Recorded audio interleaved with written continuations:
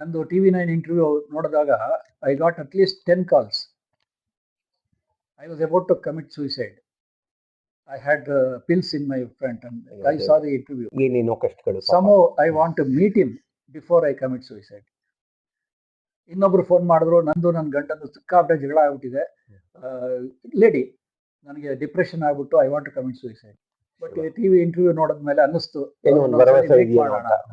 ಈ ತರ ಬೇಕಾದಷ್ಟು ಕಾಲುಗಳು ಬರೋಕ್ಕೆ ಶುರು ಆಯ್ತು. ಇಂತಹ ಸಂದರ್ಭ ಬಂದ್ರೆ ನೀವು ಹೇಗೆ ಹ್ಯಾಂಡಲ್ ಮಾಡ್ತೀರಿ ಸರ್? ಆವಾಗ ನೋಡಿ, I used to give appointment after 3 months. ಅಷ್ಟು ಜನ ಬರೋರಲ್ಲ, 3 to 4 months was my time. But ಇದಕ್ಕೆ I told my wife, she was handling all the calls because I was busy in reading. I told her, if you get a call like this, call it as an ICU call and give an appointment immediately. Let them come immediately. ಯಾಕಂದ್ರೆ ಅವರು ತುಂಬಾ urgent call. And she used to talk very well. ಅವ್ರಿಗೆ ಫೋನಲ್ಲೇ convince ಮಾಡೋರು, ಈ ತರ ನೀವು ರಮೇಶ್ ಬಂದು ಮೀಟ್ ಮಾಡಿದ್ರೆ